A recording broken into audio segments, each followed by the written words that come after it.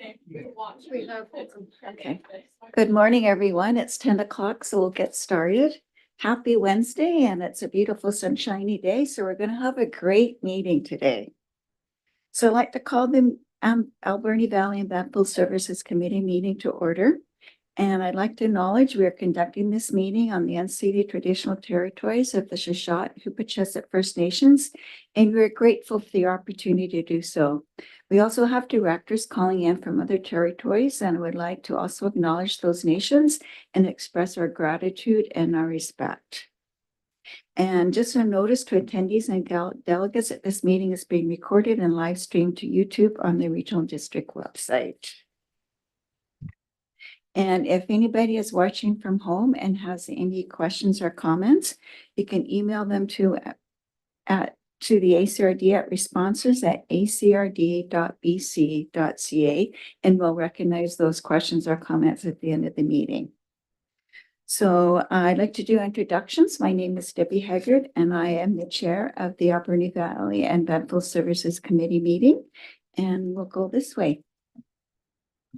Good morning, everyone. Heather Zender, Manager of Administrative Services. I'm Randy LaCourcier on the alternate for Sprout League. Mike Sparrow, representing Cherry Creek. Jenny Brunn, General Manager of Community Services. And Terry Fong, Chief Financial Officer. John Jack for Hawaii First Nations. Daniel Sayal, the CAO for the ACRD. Good morning, Cynthia Dick, General Manager of Administrative Services. Thank you. And we have directors calling in online, so I'll call your name and introduce yourselves. Director Beckett. Good morning, everyone. Bob Beckett, Area A, Bamfield. Director Coots. Good morning, everyone. It's Clama Mariah Coots here for the Chuckles-Trap government. Thank you. Jim. Director Roth. Good morning, everyone. Susan Roth. I represent the best interests of the people of Beaver Creek. Director Boyko. Morning, Frank Boyko, Electoral Area Director for Beaufort. Thank you. So next we have the approval of the agenda. Is there any additions from directors? Seeing none, is there any? Oh, Director Jack? Yeah, just so moved. Sorry. Is there any additions from the corporate officer? No additions, but I just want to note that BC Transit is a delegation and they are delayed with traffic. So they will be approximately arriving at 10:20 or 10:25. So we'll accommodate them when they arrive. So we'll just do a workaround. So no additions, and Director Jack has moved we approve the agenda as presented. Could we get a seconder? Seconded by Director Sparrow. All in favor? Any opposed? Motion carried. Any declarations or conflicts of interest? Seeing none, we have the minutes from the Alberni Valley and Bamfield Services Committee meeting held on April 17th, 2024. Is any errors or omissions? Seeing none, could I get a motion that the minutes of the Alberni Valley and Bamfield Committee meeting held on April 17th, 2024 be adopted? Moved by Director Sparrow, second by Director Beckett. All in favor? Any opposed? Motion carried. So as Heather just mentioned, the representatives from BC Transit are stuck in traffic due to an accident. They will be late arriving. So we'll go on to the next agenda item, which is request for decision, the TFN ACRD Landfill Working Group draft terms of reference. And Jenny is going to be speaking on this. Please go ahead, Jenny. Thank you, Chair. Yes, so as the committee is aware, we've been working with the Shuswap First Nation for at least a couple of years now. We started this work in 2022. This was an initiative that came out of our 10-year renewal process. We had a lot of discussions in doing that 10-year renewal. We were looking to get a 30-year renewal of the landfill site, but we agreed to a 5-year license of occupation and to set up a working group really to address some of the concerns that were highlighted and raised for us during that process. And so we've set up this working group. It has been really a very excellent opportunity for us to talk about those in a collaborative manner and come up with some solutions that work for mutual benefit for the community of Shuswap as well as for the region as a whole. We've been working on terms of reference. This is a newer group, and so we've been just sort of looking at, well, what is the intent and how can this group best serve serve its purpose and provide direction moving forward. So we've had a lot of positive movement. We've installed some additional landfill monitoring wells. We've done a waiver agreement. We've done annual presentations, so a lot of information sharing. Provincial funding was received. That was through a joint letter. So we've done some really good partnerships together on that. And of course, we're doing the solid waste management plan. So we've been engaging through that group as well as the advisory committee on that. We're finally getting some movement on the terms of reference, and we wanted to bring this to the ABB for basically support in principle. The terms of reference, really needs to guide the work of this working group. And so we've got in there, of course, it's attached to the report here, just sort of procedural items. But in here, some of the key content that we wanted to bring to the group here is really a lot of the recommendations that came out of a cultural use study. And this provides a little more of a detailed mandate and focus for the group. And so some of the key things in the draft terms of reference include focusing on equal opportunity, equal employment opportunity, hiring a Sachot landfill monitor, providing accessible information within the community of Sachot, doing annual open houses within the community, strengthening environmental protection measures, preserving natural or native plant species, closure and restoration monitoring, restoration planning, environmental control, long-term healing and preservation, traffic safety measures, and logistical support for littering and illegal dumping. As I mentioned, we've done some work to date already moving along those lines, but I think it will be really helpful to get a terms of reference that provides that scope and clarity.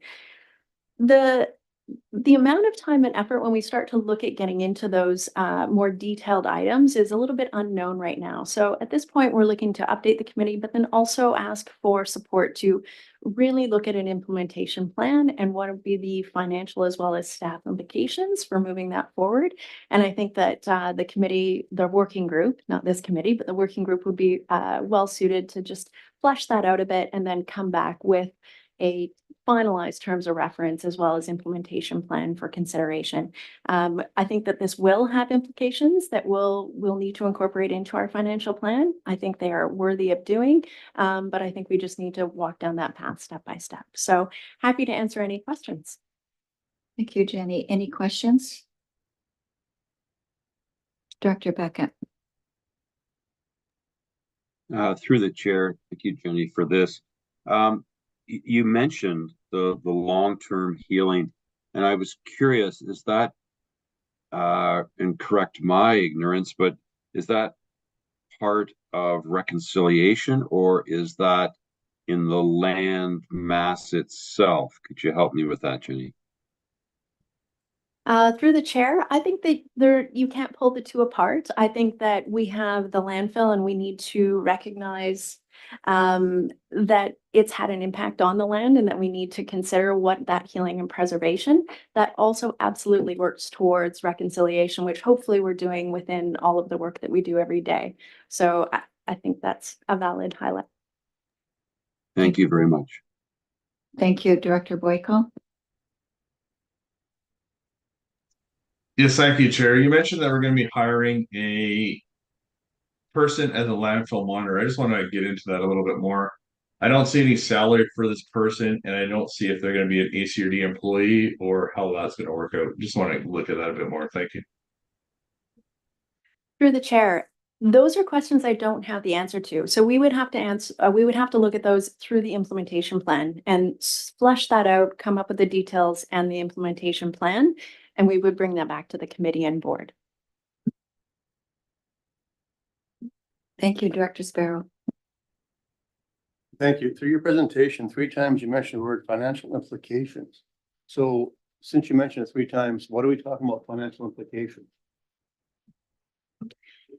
I think it's just really important to highlight that as we're moving forward in doing this. So in the past, the way we've had the landfill is there was no consultation when we originally established it. It is having a negative impact on the community of Sachot. And so far, we've gone so far as to commit staff time and a small amount of budget towards additional consultant time to work on things. We've installed some wells, but there's been very little financial implications for what we've done on this work to date.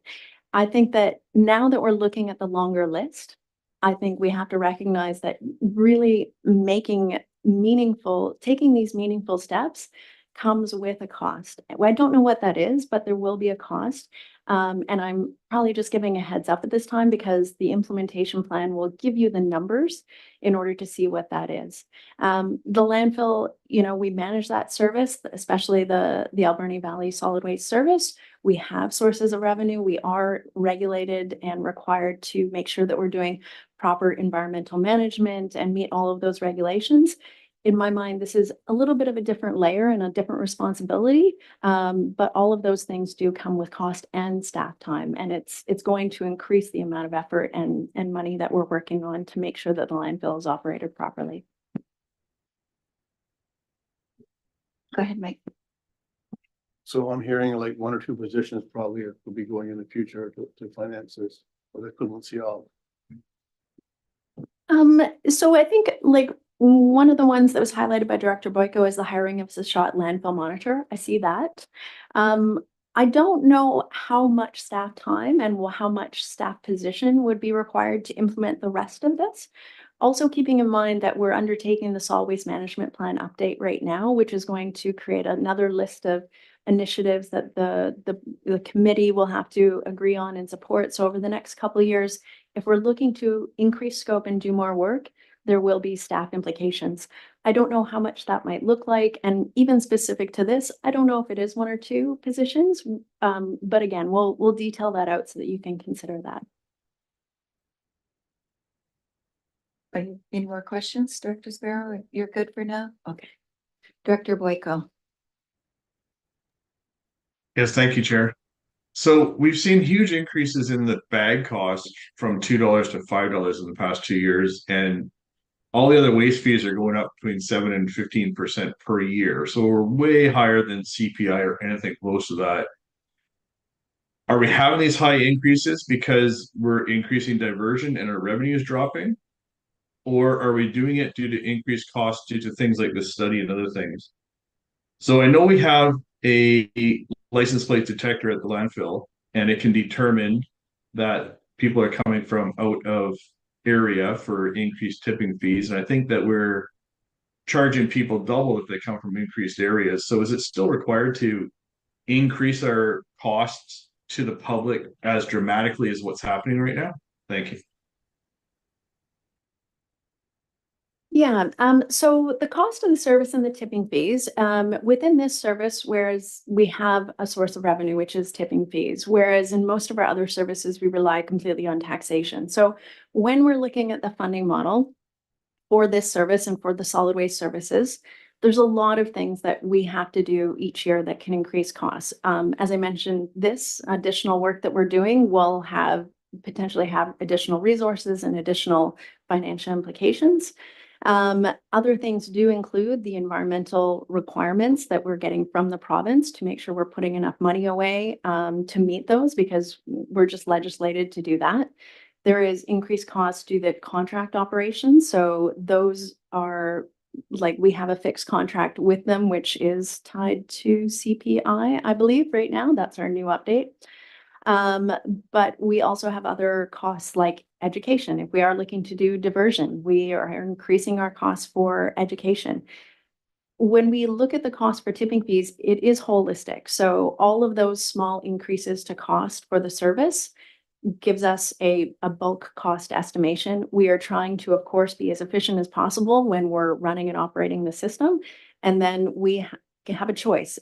Do we increase tipping fees or do we increase taxation in order to cover the cost of the service?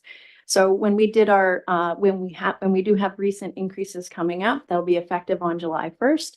So we have recommended that we do the increased cost for tipping fees. And that is because then it disincentivizes waste versus taxation is another way to fund that, but it doesn't disincentivize waste. And so we think that we have a good tipping fee model as well that helps us support our diversion objectives. Yeah, I hope that answers your question. Slightly. I just see our costs overall for this whole project exploding way higher than CPI. And the taxpayers are gonna get hit, doesn't matter what they do, and we're gonna be increased burning of garbage in the valley and just dumping it in the bush, and we're already seeing that. You got boats being dumped off on Smith Road and things like that happening on a regular basis. That being said, so we do have a license plate reader, and when someone comes from Motor Valley, are we telling them they're paying double? That's just a yes or no question. The license plate reader we do not go through provincial records, so we just track, we put license plates in so that we can identify individuals. So if the same person is coming, that's just the identifier for that. So we track people, like if you're coming in all the time and we've got problems with you, but that doesn't tell us whether you're from within region or not, because we don't access databases that say where that license plate is registered to. We ask people where they're coming from, so we do require an honor system. The out of province or out of region issues, we charge more for the haulers. So large haulers coming in, which is where we've had problems before. We've literally, when we have suspicions, we will audit their load. And if we see materials that are from out of region, which we can tell sometimes, then we charge the out of region.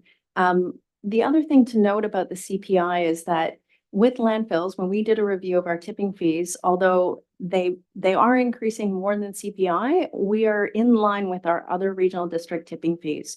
So solid waste is a bit unique, and I think CPI, which is more of a consumer price index, is not necessarily reflective of what we're seeing in the solid waste industry as far as increases. And the ACRD is in line with our other regional districts as far as what we've seen for increases. Thank you, Jenny. Director Jack? Thank you. So in regards to the increased costs and linking things to CPI, I think that's smart when we're tracking the things that we aren't being mandated to do, either through the province or the just the reconciliation and environmental efforts that we'll be undertaking. So when we look at standard operations, yeah, they shouldn't really go up more than FDIPI or CPI or some sort of tracker.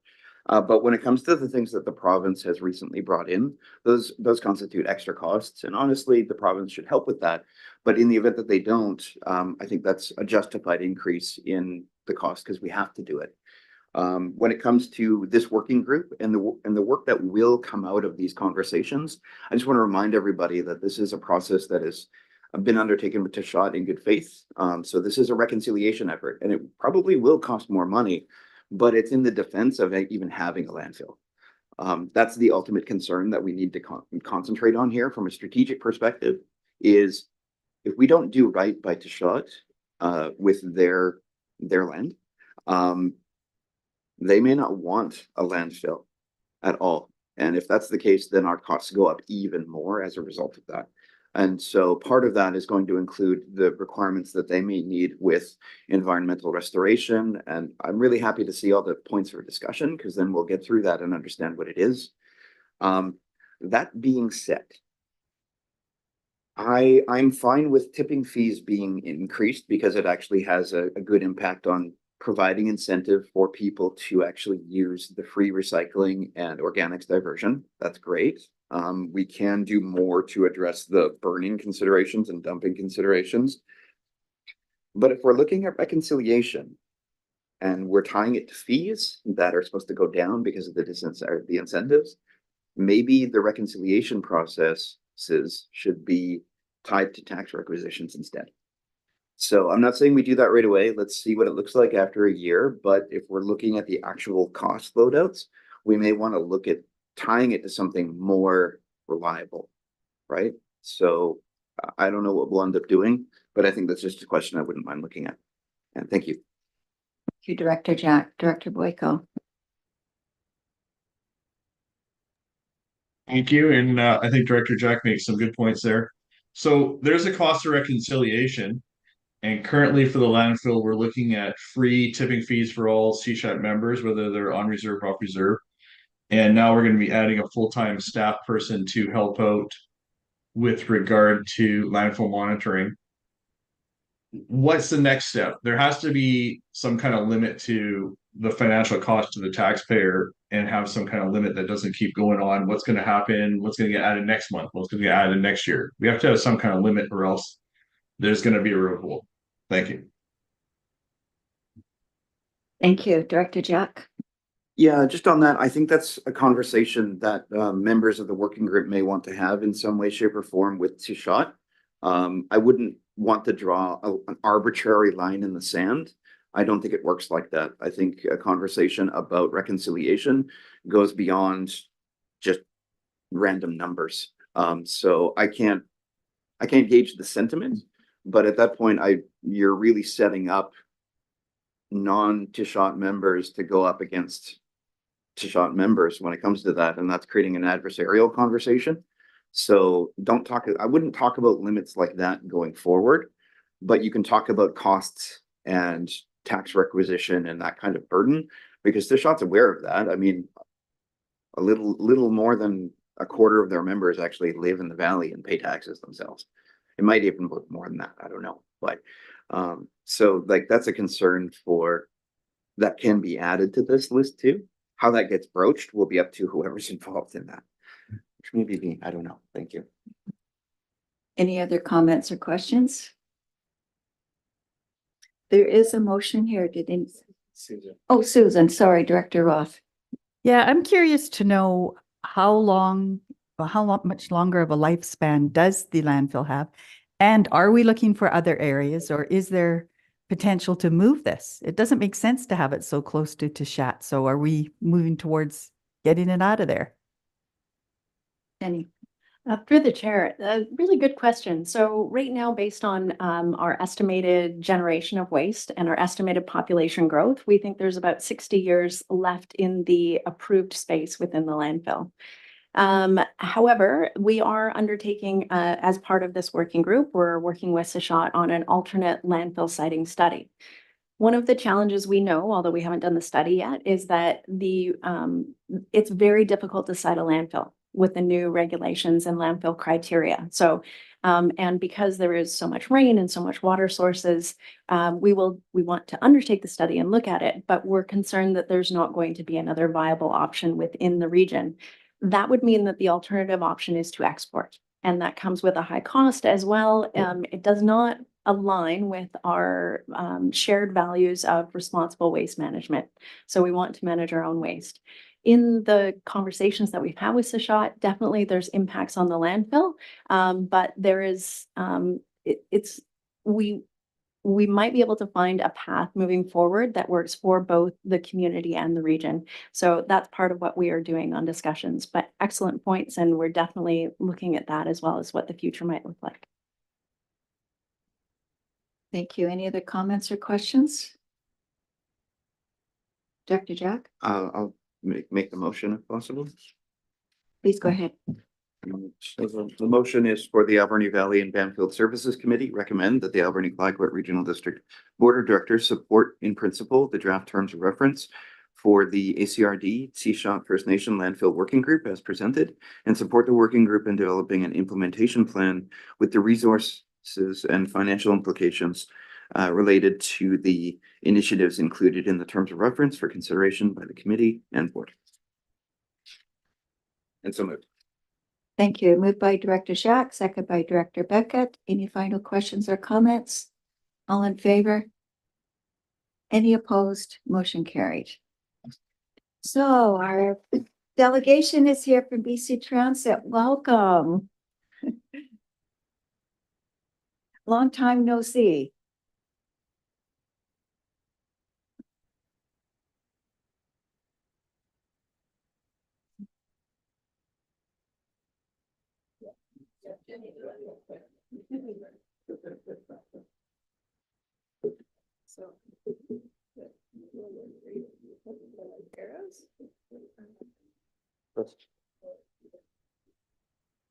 Thank you. I'm Thank sorry you, you're Chair that Hager. delayed on the travel, but you're here now and we're happy to see you here. No safe and problem. sound. My thoughts are with the folks that might have been impacted by the accident this morning in Nanaimo.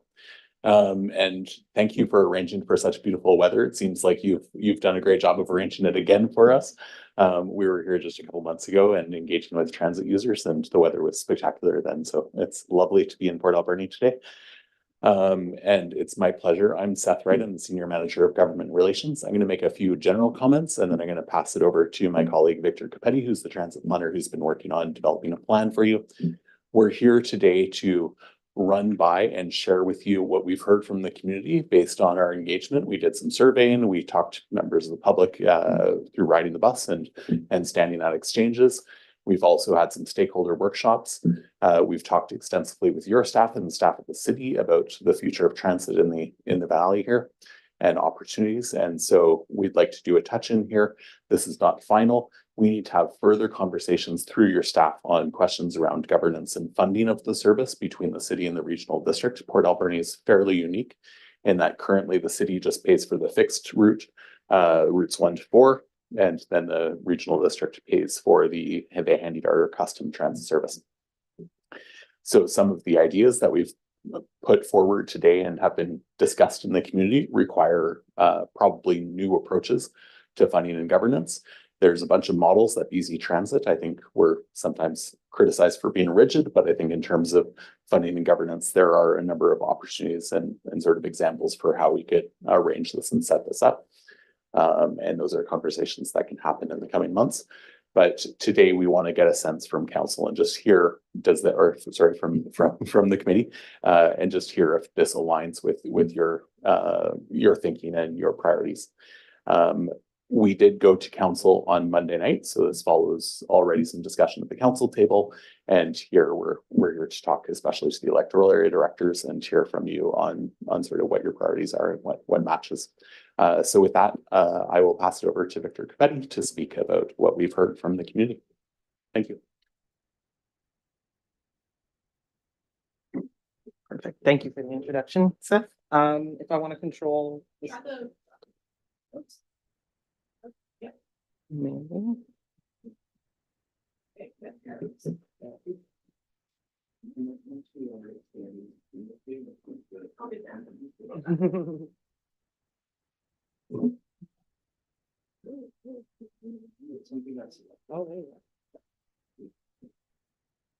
Okay, perfect.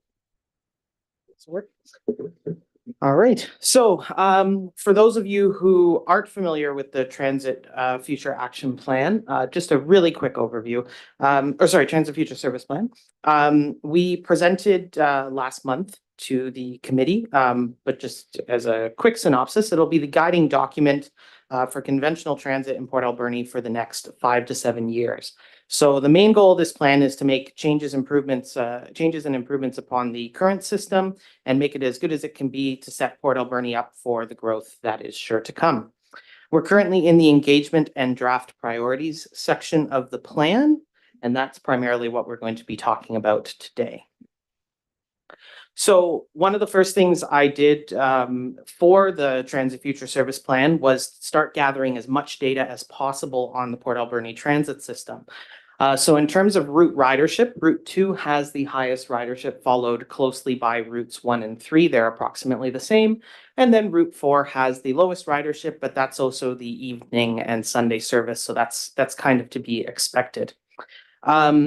In terms of ridership levels year over year, ridership has not yet reached pre-COVID levels. It was a little bit higher in 2019, but we're happy to report that ridership is steadily recovering year over year to the system. It's also worth mentioning that based upon other Tier 3 systems throughout the province, Port Alberni's Tier 3 system experienced 9% less ridership on average in 2023. But it's also 25% smaller than the average Tier 3 system. So in short, factoring in system size, it's providing above average ridership. So then, as Seth also mentioned, we did a lot of outreach and surveying. One of the first things we did was we did a survey for our operators. They drive the system every day and they know a lot of the pros and cons, and we wanted to hear from them to, identify things that were working well and then some of the pain points as well. Then we went to the public and we did a general public survey. It was incredibly successful. We saw almost 500 responses. And while that survey was ongoing, Seth and I also came up to Port Alberni for a couple of days talked to people, advertised the survey, and kind of just spent some time on the ground at some of the busiest locations, rode buses, and just had that in-person engagement with a lot of residents. So once we got the survey results, two things really stood out immediately. The first of which was less than 30% of the respondents to the survey were actually transit riders. This was quite surprising because most of our advertisement was done through transit-related avenues, so on buses or through transit social media. But nonetheless, that was what we saw from, we asked a question in terms of how frequently people take transit, and over 70% of the respondents said never. So once I saw that, I took the survey results and I exported them into two different reports because I wanted to see what everyone was saying and I wanted to see what transit riders specifically were saying. We also noted that over 38% of the respondents were from Beaver Creek, and this was a very high number considering that 32% of the respondents were from Port Alberni. So I then exported a third report where I could look at respondents in Port Alberni specifically versus respondents across the entire survey. So some of the other things that we noticed from transit riders and operators, we heard that the service is extremely reliable, which is great to hear. We don't yet have on-time performance data for Port Alberni, although we are in the process of collecting it. But based on the general response, most people said that the bus tends to show up when it's supposed to show up. It's also never particularly full, apart from a couple of afternoon school-related trips that our operators identified. But for the most part, people are able to get on the bus when it shows up, have a seat, and not get passed up by the bus, which is good to hear. We also asked a couple of questions about safety, and it was interesting that most of the transit riders actually said that they do feel quite safe on transit. But when we also asked about whether or not they would feel safe having their child under the age of 18 ride transit on their own, then that number started to sway a little bit. So, the transit riders were fine on the bus themselves, but not necessarily letting their child ride the bus alone. And so that was very interesting just because there's a lot of untapped ridership if people between the ages of 12 and 18 don't feel safe to ride the bus themselves.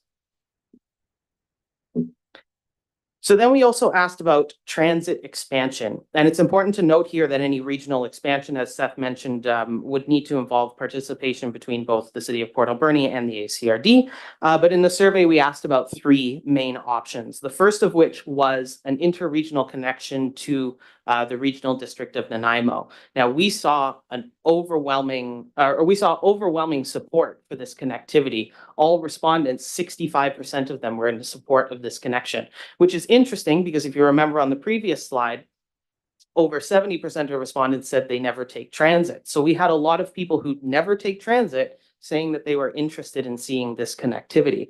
And then when we looked at Port Alberni residents and transit riders, those numbers went up to 95%. We also saw a lot of support for the Sprout Lake service, a little bit less in terms of all respondents, but quite high with Port Alberni residents and transit riders. And then with the Beaver Creek service, numbers with transit riders was not too bad at 68% saying that they'd be interested in the service. But when looking at Port Alberni residents and all responses, that support for the service was a lot lower. And so as a result, we're going to talk a little bit more about the goals and objectives of the plan later, but the service to Beaver Creek was considered as a goal for the plan and has now ultimately been removed due to the low support. So what is going to be in the plan? Well, I'm going to break it down a little bit in terms of the City of Port Alberni, as well as more of the regional service. And we're going to talk a little bit about short and long-term goals for the plan. So in terms of short-term goals, one of the things that we heard was improving evening service. The Route 4 only runs, I think it's like once every hour and a half-ish, and it makes a very big loop. And so evening service is not really ideal in the community. So we heard a lot from residents that they would want to see some improved evening service there. And then one of the other ones was providing service along Stamp Avenue. We heard from riders and operators that there are a lot of people who do take the bus and then have to get off to walk to places along Stamp Avenue, especially the paper mill. And we also kind of identified that as an area where transit was lacking in terms of coverage. So what we would do is we would take the Route 3, divert it down Stab Avenue to allow for more direct transit access. And it's important to keep in mind that on Roger and 10th, the Route 2 and Route 3 are doubled up right now. So it's not taking away any transit service from anywhere, but it's adding transit service to an area that's currently lacking. In terms of some of our long-term goals for the city, one of the things would be improve on-time performance. Now, we did hear in the survey that on-time performance seems to be quite strong for the system, but as I mentioned, we are collecting data on it, and we want to make sure that the data lines up with what we heard from the survey. So this is kind of a long-term goal that if the data says on-time performance is strong, we may not necessarily need to do anything to address it, but we want to have it in the survey, we want to have it in the plan just in case. We also listed increasing frequency along Route 2 or investigating a more direct north-south route between major locations of ridership. This one is a little bit more of an either-or kind of objective and goal because with the way the system is designed right now as a pulse system, increasing frequency on Route 2 may not work particularly well with the other routes, but we do recognize that it's the highest ridership. So we'd have to look a little bit closer and potentially do some work and review to see whether or not increasing service on that route would make the most sense, or potentially the creation of a new route that just kind of serves the major points in the community to help with that ridership. So now looking at the ACRD, so now again, we're looking at the regional system. And again, any regional expansion would need to involve participation between the city of Port Alberni and the ACRD. The first one is creating an interregional service between Port Alberni and Nanaimo Transit. We're not talking about downtown Nanaimo necessarily here, but being able to connect to Nanaimo Transit will allow that connectivity. And at minimum, we'd like to complete a feasibility study as part of this work, just to get a better idea of what the route would look like, what the costs would look like, those sorts of things. Providing service to Sprout Lake. The feasibility study on this is actually complete. It was completed in 2020. And so that's a really positive point, because if funding were to come through for that project, the service could be implemented a lot quicker. And then finally, providing service to the Deschamps First Nation Center. This could be done via the Route 3. We've been talking about potentially a slight detour, or the Sprout Lake service could also service it as well. Oh, did I click out of my share? What happened here? Ah.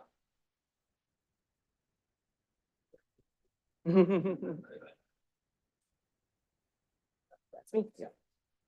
Okay, I will make sure not to do that again.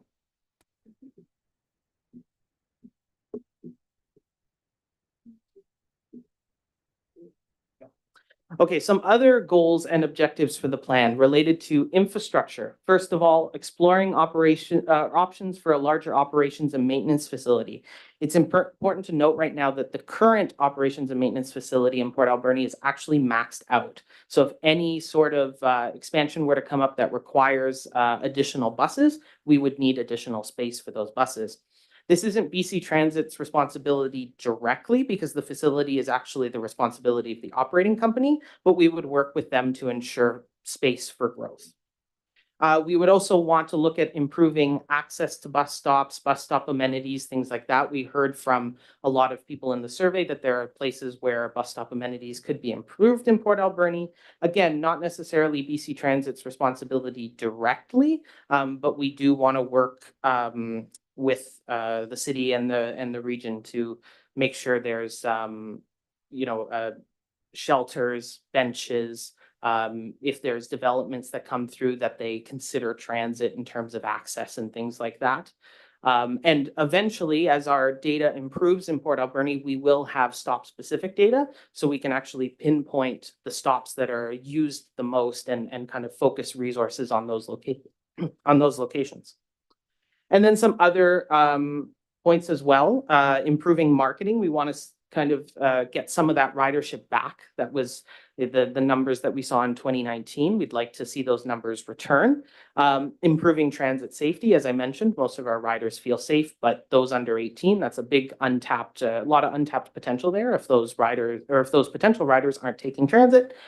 And then fare improvements. UMO is actually already in place in Port Alberni, so that's fantastic, but we want to make sure that taking the bus is simple, there are as few barriers as possible, and it's just a very clean, seamless experience.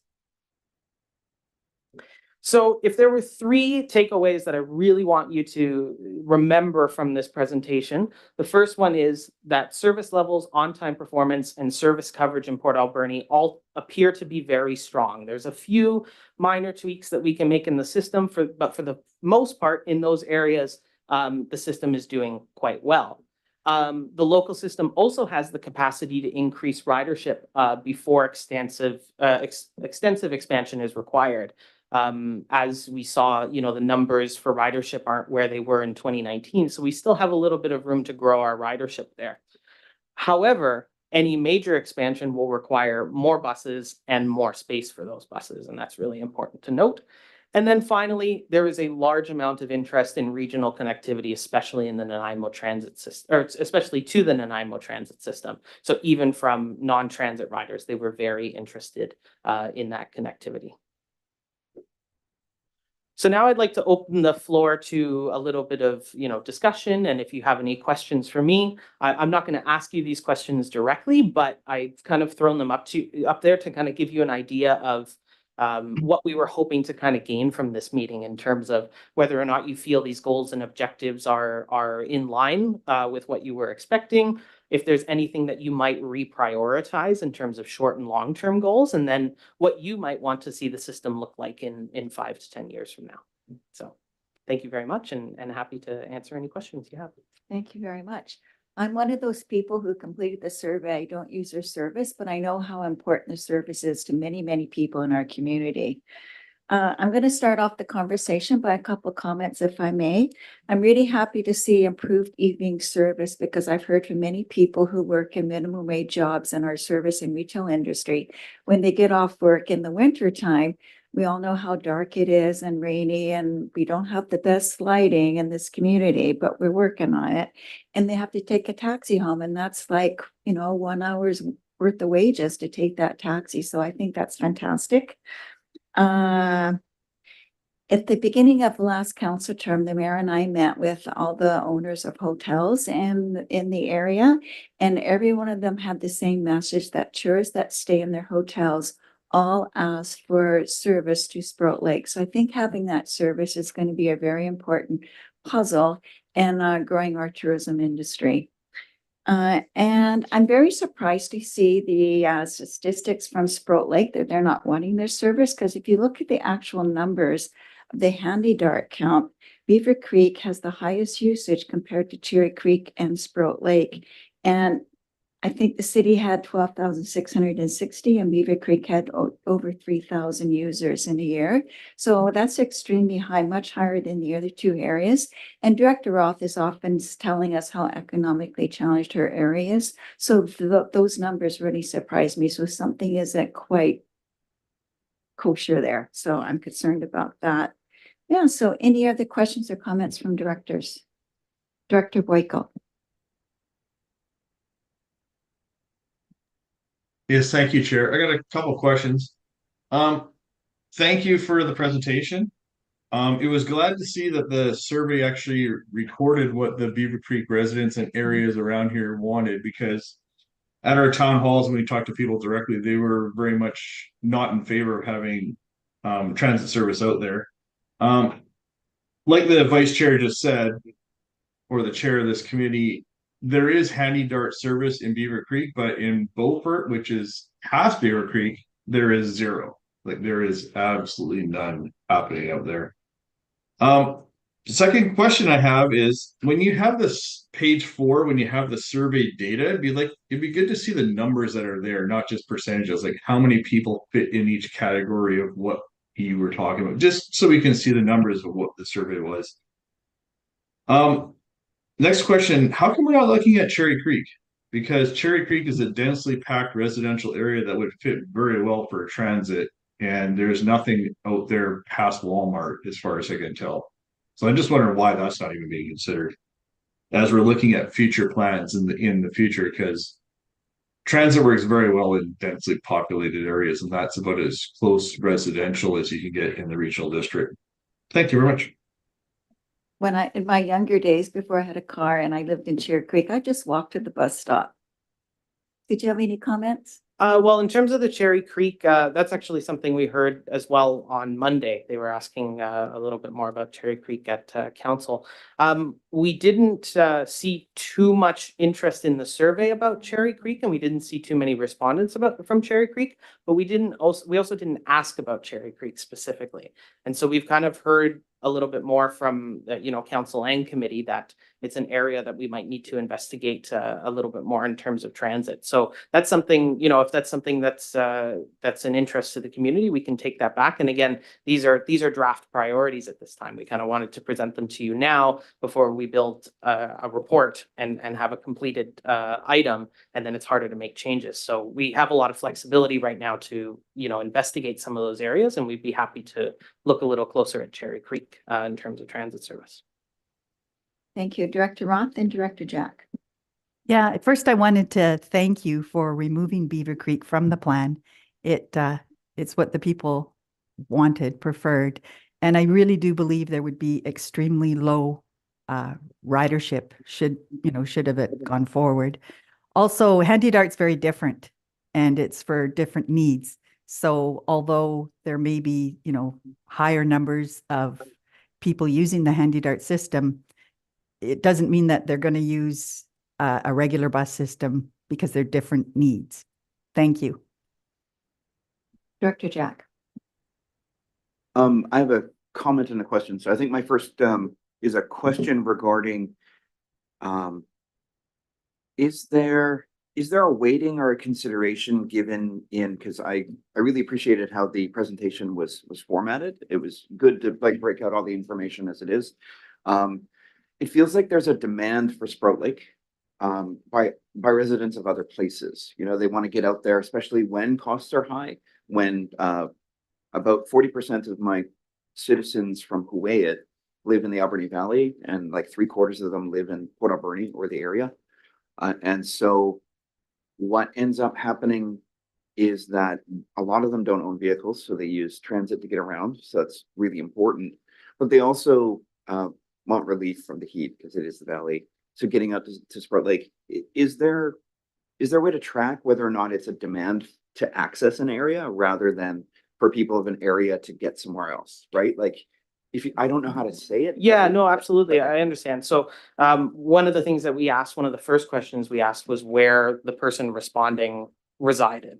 So I didn't break it down in this specific presentation, but I could pull up results from Sprout Lake residents specifically in terms of what their interest was in that service.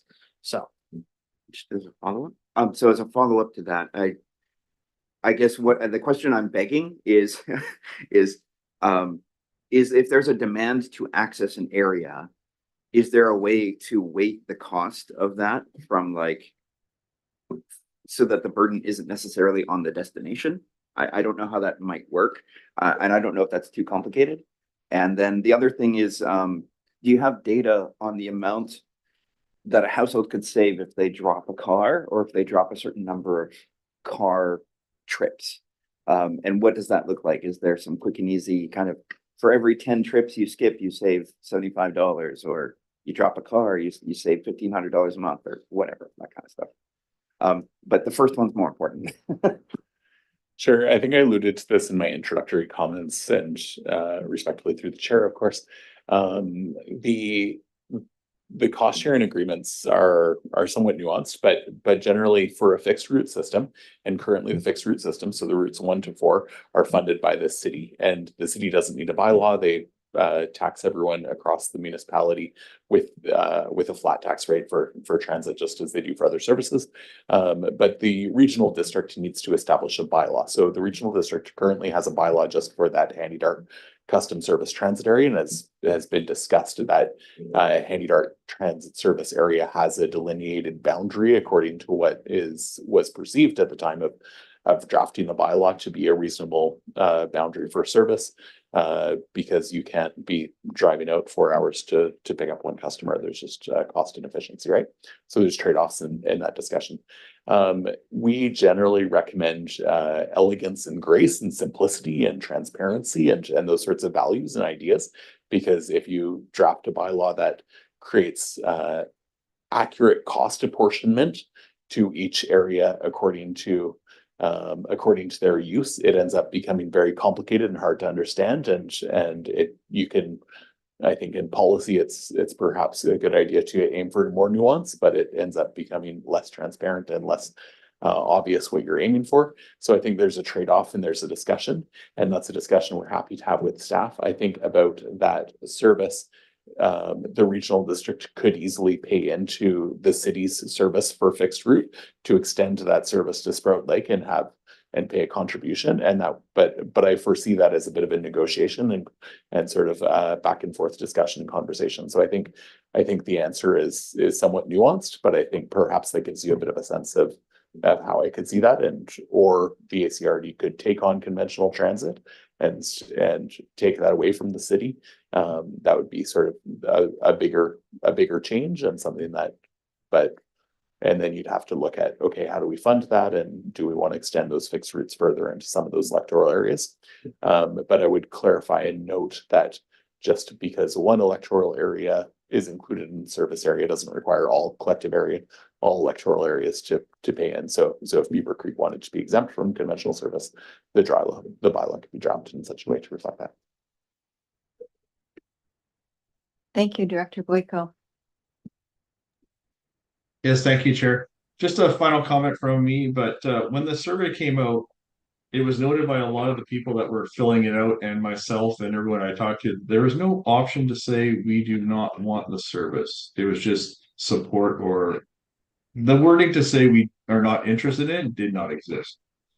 So it would be good to have that ability in the future if we ever come back to this. Thank you. Thank you, Director Sparrow. Thank you. A few things you said there is support for having a bus route from here to Nanaimo, but isn't there already a service going from here to Nanaimo? And how would that affect that if you decided to put your service on top of theirs?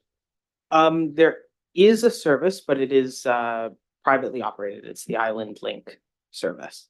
And so it does exist. And in terms of cost, I think it's about $70 round trip. And so, providing transit service directly could open that opportunity up to a lot of people who may not necessarily be able to afford that $70. You might be looking, in terms of combined fares, you might be looking at $10 round trip, for example. Thank you. So it would be subsidizing, or the government would be subsidizing the transit, and that link would probably be not profitable anymore. So that this private sector would lose out in that case. That's okay. It's a little hard for me to speak to that directly. I know that Island Link does operate between some of our other communities. We have a lot of connectivity between places like Comox and Nanaimo and Duncan. And so the Island Link may provide a more direct service, for example. And so there could still be a market there in terms of the service being potentially faster and whereas we may, BC Transit tends to pick up as we go, so it's a little bit longer, but the price point might be more accessible. Daniel had a comment as well. If I could add a comment to that, the Island Link is more focused on linking people to things like the ferry service from ferries here. So it's not a multiple stop. And I wouldn't see it being used in the same way as a regional transit, where people might use it to go to work. They might go to Woodgrove Mall. I know that we talked a lot about airports. When I was in Qualicum Beach, there was a strong desire to bring people from Port Alberni to the airport in Qualicum Beach that does have regular chartered flights as an alternative to trying to go to Tofino. So it does open up a bit of a different market. So although I can certainly agree with, you don't want to be stepping on commercial toes and undermining a business. I think the two business models are very different in terms of who they'd be servicing and where they'd be servicing. Thank you. I wanted to make a similar comment, which is that I was on a panel recently here in town with the owner of Island Link, and she indicated that the type of license they have through the passenger transportation branch limits them, and it's based on hubs. And so Port Alberni happens to be a hub because there's lots of ridership on Island Link, and they did make Coolett a hub as well. But the other hub, the main hub on Vancouver Island that they service, is Departure Bay Ferry Terminal. So it would be a very different ridership. But she also emphasized and highlighted, to my delight and surprise, that they work closely with BC Transit and that they recognize that a lot of people use BC Transit to get to their hubs, and then at the other end to travel to their destinations. And so she very much saw it as a symbiotic relationship. And I would say that this would continue such a service from Port Alberni to Parksville, Qualicum, and options for the RDN to connect to that would continue to be able to supplement and complement each other rather than compete. One more thing, under the Beaver Creek study and the Squirrel Lake study, and if you want to do one for Cherry Creek and so the numbers are, you have a better idea, but I'm not saying I want to go for it, I'm saying look at the numbers. Thank you. Director Jack, then Director Glycossier. Yeah, just on, let's just pretend that if the RDN / ACRD connection ended up being just from Port Alberni to Qualicum, then that opens up the ability for people to go from Port to Qualicum to the hospital, or Port to Qualicum to provincial services that may be more accessible in the Parksville Qualicum area or that sort of thing. So from the perspective of, I would even think neutrals communities, getting into Port's important, but also there's a lot of travel that has to happen to get to Nanaimo to speak to psychiatrists or that sort of thing, or counselors and so on and so forth. And so this might help with that kind of interregional provincial service consideration. It might also alleviate some of the concerns around patient travel for at least neutrals folks. I don't know how the system works for those who are under different systems though. I guess my other question has to do with those cost of living inputs. Would you be able to link UMO so that you could use the same system or the same pay here as into the RDN, or would you have to have two separate accounts, or is that is it all unified? Sorry, UMO is the app you can put on your phone to pay.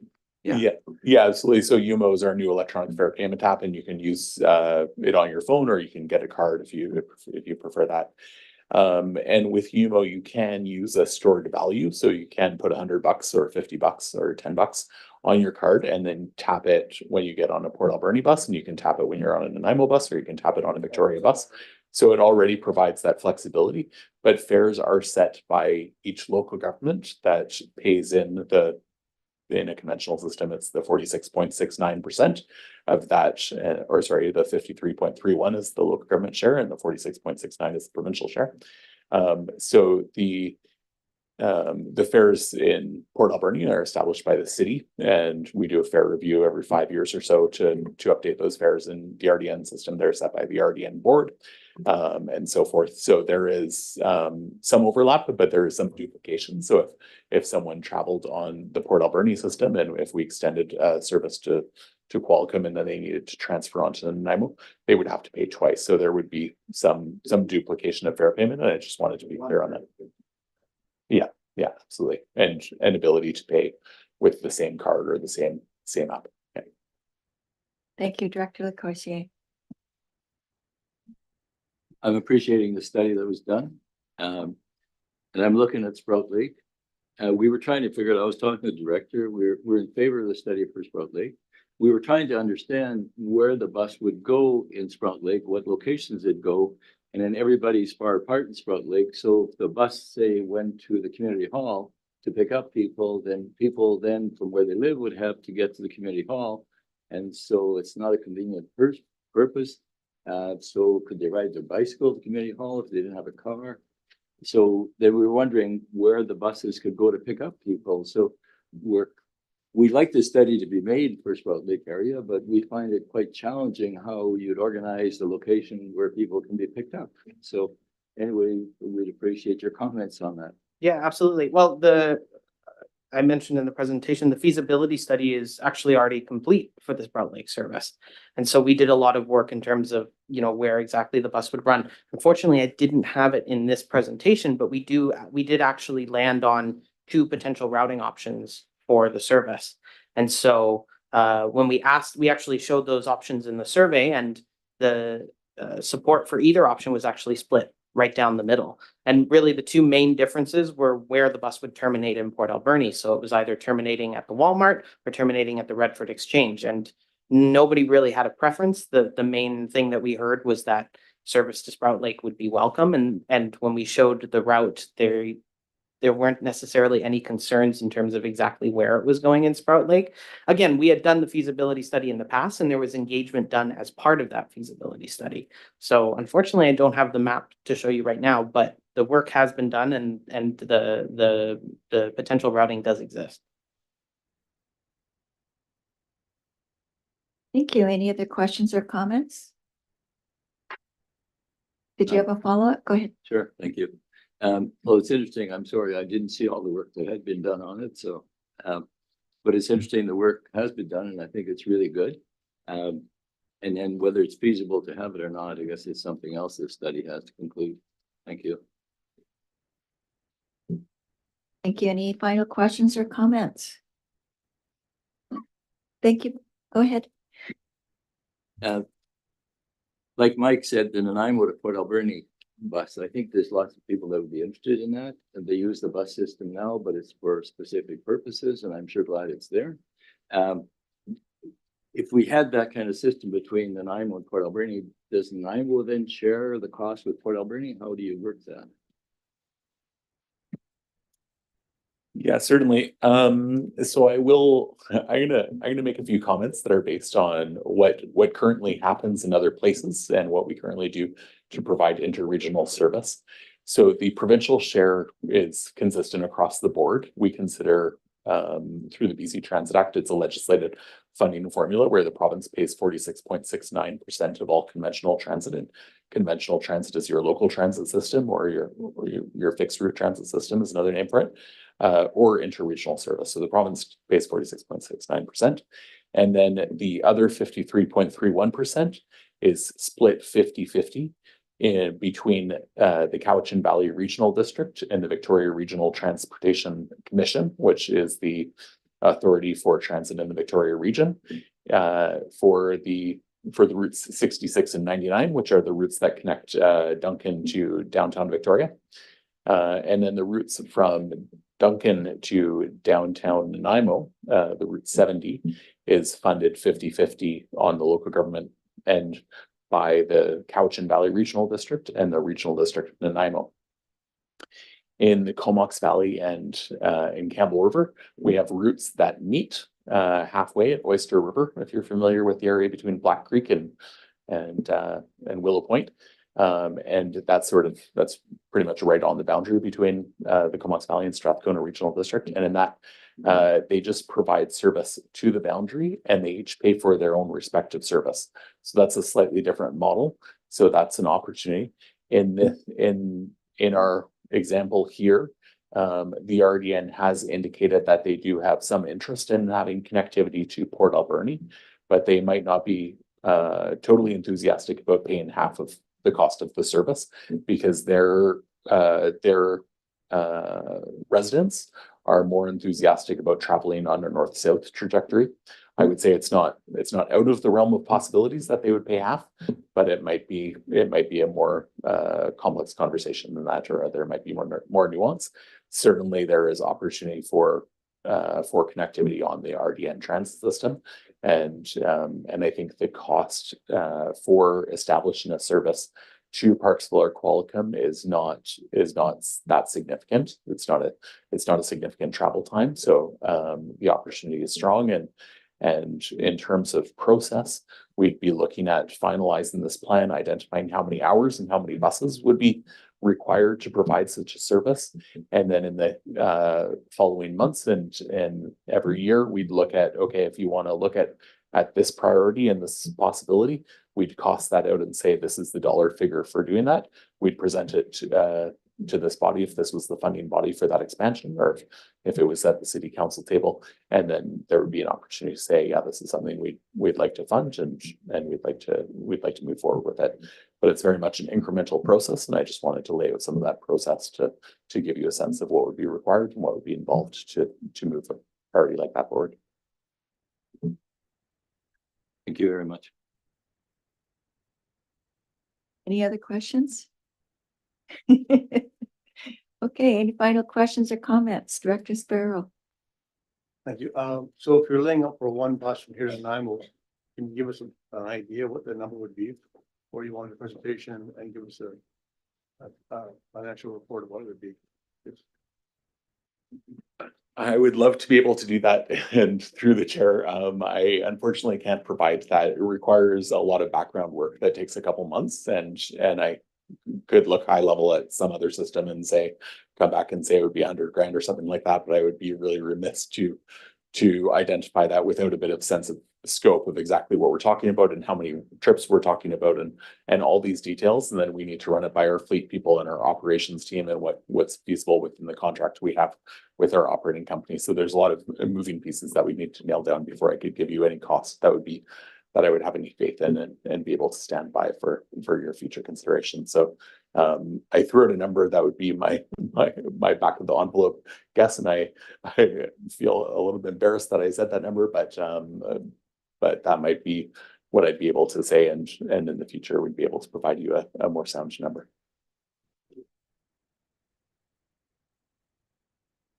Hey, any final questions or comments? Thank you very much for coming today. We really appreciate all the work you've done, and looking forward to hearing from you soon, and looking forward to the expanded services that you're going to be offering. Yes, thank you all very much for your feedback. It's been very valuable. We're gonna take this back, and as I mentioned, they were draft priorities, so we're gonna take this back over the coming months and do a little bit more research, fine tune some things, and we will be back most likely in the fall. So. Fantastic, and drive home safely. Thank you. Where would we have to be?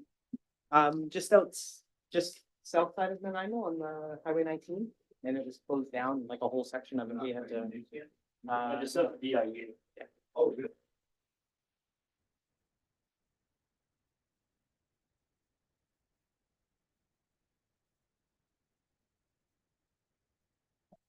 Okay, next on the agenda is the Alberni Valley Aquatic Center Governance. And Terry, you have a presentation for us. Yes, thank you. I'm just gonna get my PowerPoint fired up here. And Take if you your guys don't time. mind, I think I will sit here instead of at the podium, if that's okay. I think you got a good camera angle, so.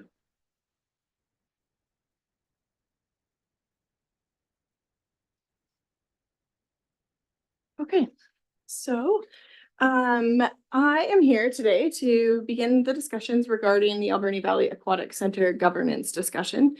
I should say restart, because there was some governance discussions back in 2018 and 2019 that were then kind of put on hold while we actually did a feasibility study of an aquatics facility, and now it's kind of time to circle back on those. So I do have, in addition to the report that is on the agenda with a number of recommendations for motions, I do have a presentation as well. Oh, and it's trigger happy. Okay. So the goal is to conduct a referendum in the Alberni Valley to determine if the public supports the construction of a new aquatic center. So please note that I did not say the goal is to build a new aquatic center. The goal is basically to get us a service that we are content with in order to take to the public to see if they are interested in constructing a new facility. So today's discussion is going to focus on the components of both a service establishing bylaw as well as a loan authorization bylaw. It builds off of the work done by Alan Nielsen in 2018 and 2019, and I did attach to my report on the agenda the summary of those discussions, as a number of the faces on this board have changed since that time. We are going to try to keep the conversation to the topic of each slide. And then at the end, I have one that says, have I missed anything? Is there anything else you would like to talk about? But this has a whole bunch of moving pieces and different components. And I've really thought about a lot of ways that we could attack this. And I think this might be our best approach. And we are not looking to decide on everything today. We are looking to firm up some of the actions or components that we are happy with, and then determine where else we might need some further discussion. And if we need to bring in a consultant or maybe some legal advice on some different components if we have a bunch of questions in that area.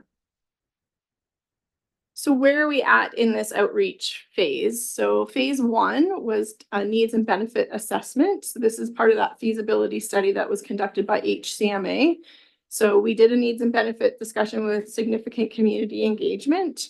We then did more outreach on options. This was led with the Alberni Valley Aquatics Group committee that kind of helped guide these discussions within the community. So now we have a final feasibility study, which is on our website on the Let's Connect page. It is also linked in the report. And now we need to decide if we want to advance a preferred option. So this is developing a service establishing bylaw.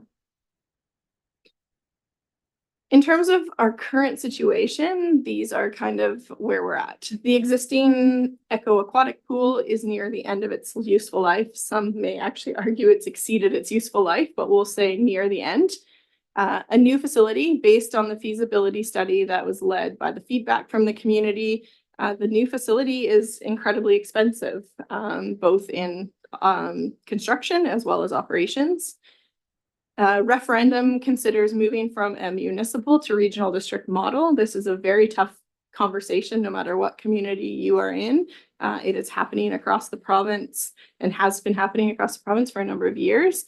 And I guess the last part is change is hard. It's not going to be easy to get us to a model that we are content in bringing to referendum.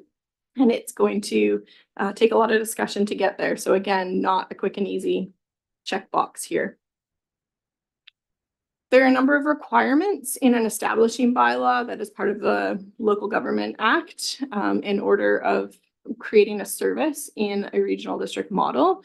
So those include the determination of service participants, the method of participating area approval, defining what the service is, what is the governance in terms of voting, cost recovery methods, including apportionment between the participants, as well as the maximum amount of requisition and cost of borrowing. So that is what we're going to focus on today. In addition to, there will be borrowing required in order to get this facility. So the components that are in a loan authorization bylaw, in addition to the establishing bylaw, are construction costs, the maximum amount that we're happy to borrow, and the maximum term for which the debentures can be issued. So again, lots of components. Sorry, I see Director Roth has her hand up already. I don't know, Director Haggard, how we want to approach. I think we should just wait to the end, then ask for questions, if that's okay, Director Roth. Okay, perfect. So I'll just start with service participants. So these slides do follow along with your report, as well as the recommendations that are at the beginning of your report. So service participants, what we have heard to date is that these are the service participants of the proposed service. That would be City of Port Alberni and the areas of Beaufort, Sprout Lake, Beaver Creek, and Cherry Creek. This is what was formed the components of the engagement and has been the messaging to the community to date. So I'm looking for discussion if these are not what we're thinking are going in the establishing bylaw. And if you're happy that that is the service participants, then a motion to that effect would be great.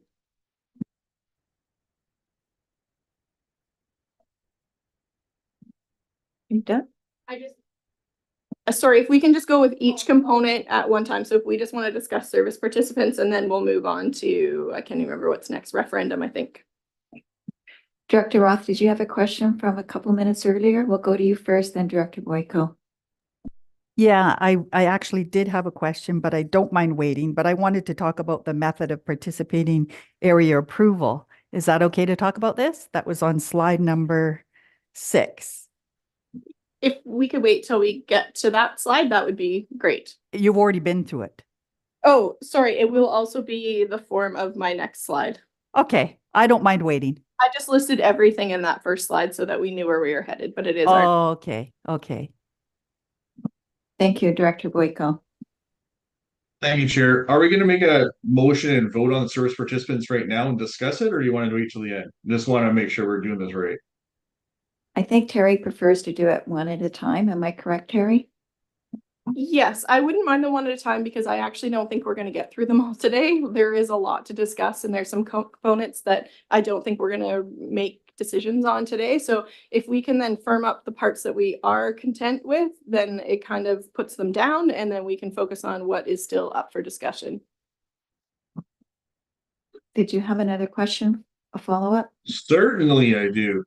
So if this is gonna be the participants that pay for the capital expenditure for this, how are we going to account for all the users from Bamfield, Tofino, Ucluelet, Long Beach that will obviously be using this facility because it is the closest one for them to use?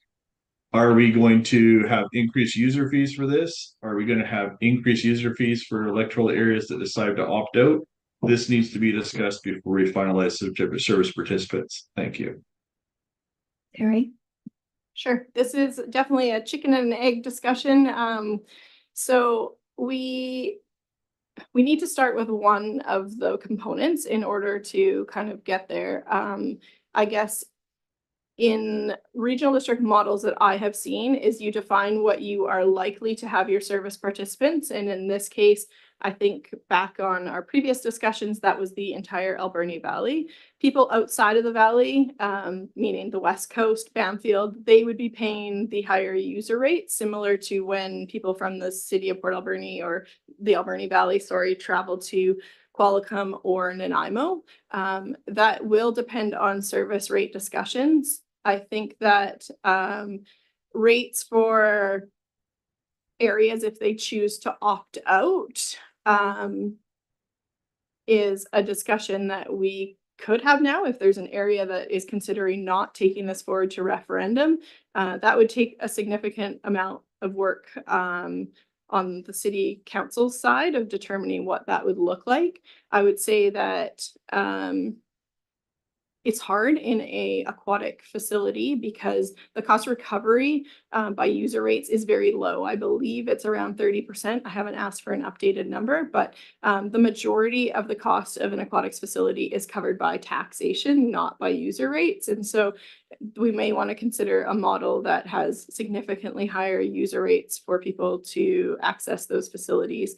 I have not addressed. My understanding was that we were moving towards a referendum of an Alberni Valley service, and that's how I've built this presentation. But if we're not even that far, then we can start back at who even wants to be involved. Yeah, I think that's all I have to say at this point. Did you have a follow-up question? Yes, thank you very much. And thanks for the clarification, Terry. I think we're all ready to go to a referendum with the people that are listed here. I just want to make sure that if we're not going to be including the surrounding areas that are obviously in the ACRD that will be using this facility, the discussion for higher user rates for people that are not contributing to the capital expenditures of this facility needs to be had now, and make sure that we will be having higher user rates for people that are using this facility as they're driving to Tofino and want to do something or whatever it is that we're capturing this. Thank you. Thank you, Director Jack. Yeah, I have a couple of questions, and this mostly has to do with Indigenous participants or potential participants. So how this looks from a treaty nation perspective is really weird. And I think that's the only way I can put it. If Hawaiian wanted to opt into this, like because of the way that our land system is at the moment, that there isn't much in the way to requisition in terms of taxes. So that leads me to believe that if we wanted to meaningfully participate, it has to do with our citizens or children might want to enroll in some of those services that will happen later. Is that a conversation we have once the service is established and all that sort of thing? Or is there some other sort of system that we have to go through first? Just from a budgeting sequence, this is something Kuwait is concerned about. And then after this, I have a question about Hupatchison to Shot. Sure. So on slide 12, I have talked about user rates and other revenues. And in my mind, there has been interest from both Sashot and Hupatchesset. They don't they aren't sitting at this table or to be able to be a participant. So I think those would be done through service agreements. Again, we could explore service agreements even with our treaty members that are sitting at our table. We could also consider if there's some interest, like when we get to the apportionment method section of the discussion, we can build some components in there if we are interested in how it doesn't have to be land and improvements. There's many apportionment methods that could be used. And if there's some interest, we could even do something as setting it as a set percentage that is done for whichever nation is wanting to participate. In my mind, those are discussions that come after the service is established, and that but if you're feeling like that discussion needs to be had so that your community is comfortable with knowing what level of participation, then I think that we can definitely do it now. In my mind, this is very hypothetical at this point. We have to get a service establishing bylaw that gets through a referendum. I'm guessing when we get to the slide about grants, there's going to be some reliance on grant funding. So then we need to secure the grant funding and build the facility within that parameters that are set out in the borrowing bylaw. And so to set something like user rates when likely, if everything aligned perfectly, the earliest we're probably opening this facility is 2027. I just felt like a user rate discussion and even a contribution agreement is too early. I just feel like it's going to need to be revised before we even actually activate it. So I was thinking we were going to set that to the side, but if it's something that you feel like is important, we definitely can add that to future conversations. Just as a follow-up, I think it has just more to do with just understanding the sequence, just not understanding basically how it works. So just making sure that there is a spot for us to have that conversation meaningfully is going to be important. A service agreement is likely the route that we would go as a result of that. And that was my question about Sishat and who batches it, but it sounds like you're going to cover that anyway. So thanks. Thank you. Any other questions or comments? Did anyone want to make this first motion? Recommendation. Oh, sorry, recommendation. Yeah, I'll make the motion for recommending this group. Do you have a seconder? Moved by Director Jack, second by Director Sparrow. Any final questions or comments? All in favor? Any opposed? Motion carried. Thank you, everyone. Terry, please go ahead. Thank you. So the next thing that has been discussed at this table, as well as with the advisory committee, is the form of electorate approval that would be required on an establishing bylaw.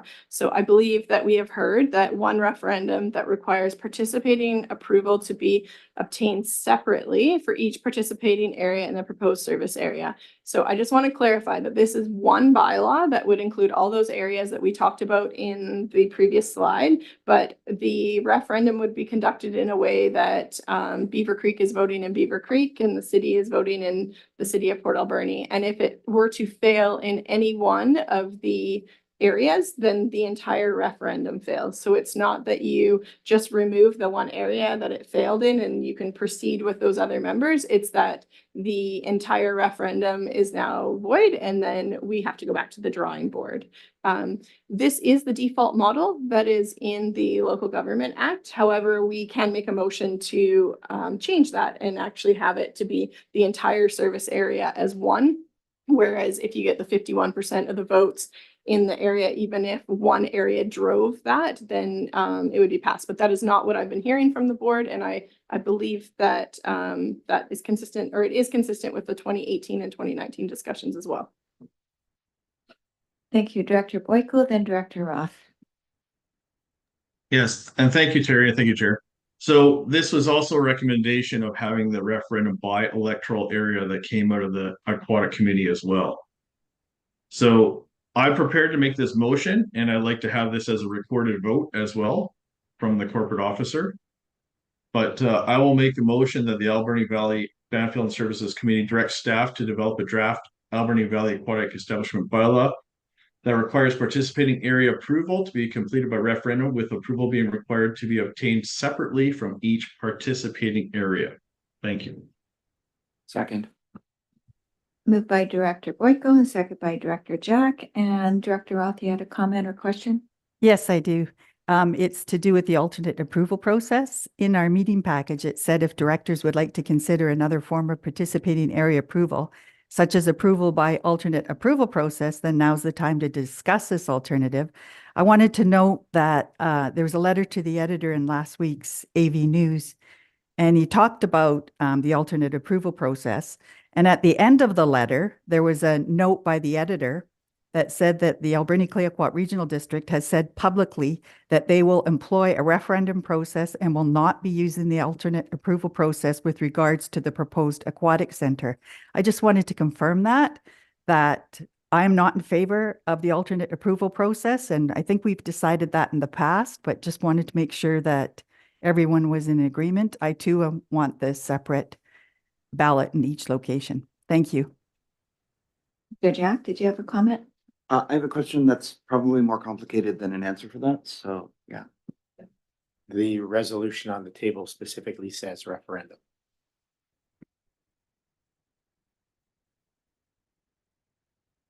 Director Lacossiere? I think I understand this right, that we want to go to a referendum that each area would vote in favor or not in favor.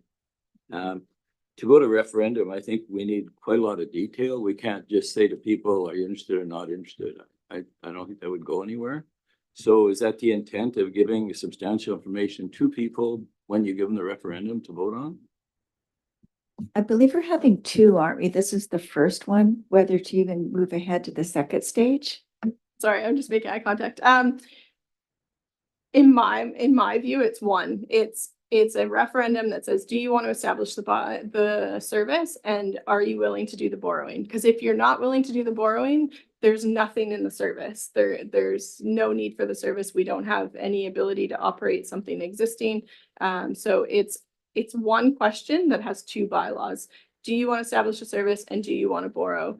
Director Lacoursier, absolutely right. There is a number of components that we need to kind of form the question in the referendum, and all of these slides and what is required in establishing bylaw pretty much does that. So we need to determine what the facility, how much the facility is going to cost us, how much are we going to borrow for that facility, what is the operating cost going to be, what is the maximum amount we're going to be able to tax people for it, how are we going to apportion. So that's slowly what we're trying to work on. And so I've tried to lay out this presentation in ways of things that we can determine now that we know we want to do, like a referendum by area. And then we'll get into more of those nitty gritty of like, do we want to take to referendum the facility that was proposed as part of the feasibility study? Or do we actually feel like that's too expensive for our community and we want to take something smaller? Or do we want to take that full facility that has a whole bunch of features in it, but say we need to get 50% grant funding in order to proceed with the project? That's all part of the discussion that has to be had before we get to referendum, and then would form the engagement with the community as we lead up to that referendum and providing them an opportunity to vote. Just to follow up then, I can see there's a lot of work before we got there. And it has to be quite clear. Probably the other issue will come a little bit later is how everybody shares, because I can see Sprout Lake may say yes or no, depending how we share. Beaver Creek may say the same.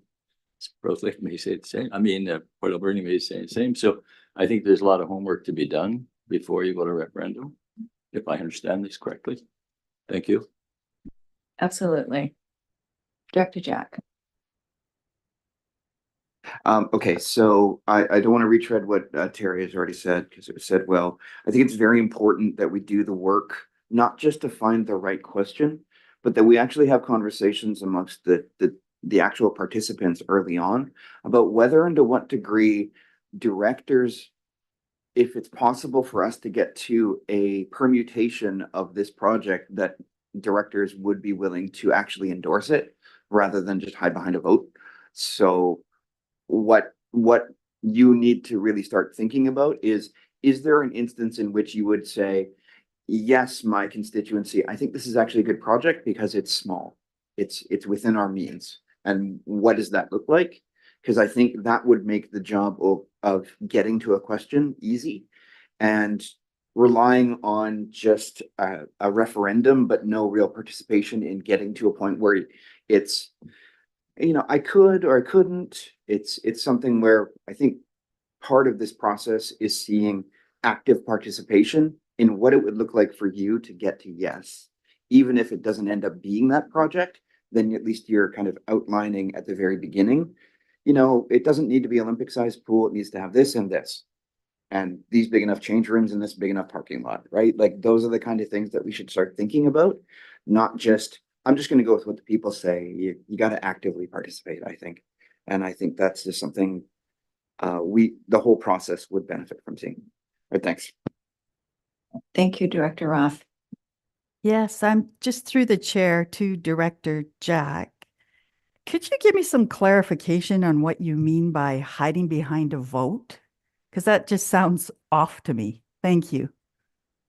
So I think there's like a process involved in how these kind of decisions get made. And I see this at people's assemblies in Hawaii all the time. And so part of what our job, and this is just my opinion, part of what our job is as governors is to figure out how we get things done, not necessarily to kind of just advocate for some undeveloped opinion or decision. So we have to actually get our hands in there and dig into what does this project actually look like if it's something that I personally, as the representative of my community, can support, right? So for some of us, it is just going to be the bare deal is Sprout Lake paying way too much proportionate to what they think. For others, it might be, does this provide the actual services that I think are necessary? Or is it going to be, I don't think we need a sauna. I don't think we need a, I don't know. I don't swim. Something. Yeah, slide, right? And so like, those are the kind of things that I would really like to see. It's not just getting to a point and forgetting about it. It's how do you participate meaningfully, thinking about the citizens within your constituencies who may want to see this project move forward and balance that with the people who might not want to see it. It's not a binary decision. It's a decision on, because you can define what the project is, you can actually be a part of the solution to mitigate it if it doesn't go the way that you personally feel right away, right? And so sorry.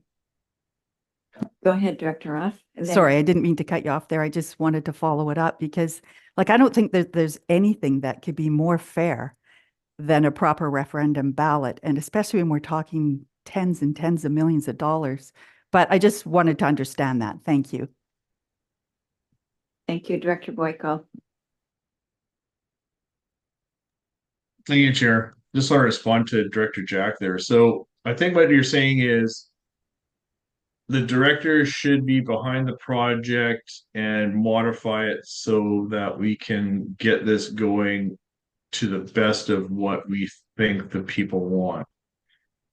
So I think there's some validity to that, but there's also the validity of figuring out exactly what the people want, because there's a lot of mixed opinions based on the feedback we've had.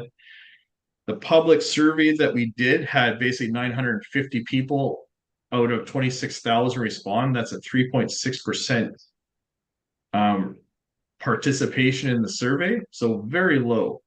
So getting real numbers based on a referendum of people want a pool, don't want a pool, that's hard facts that we can move forward. But basing our decisions on the limited information that was provided to the aquatic committee, so I went to basically every meeting there, watched everything. Most directors, a lot of them did not go to these meetings, so they didn't read all the data and see the low participation. So a hard referendum will give a yes, no, and it is binary. I do agree on that, but it does give direction that people actually want to spend $78 million plus on a facility. Thank you.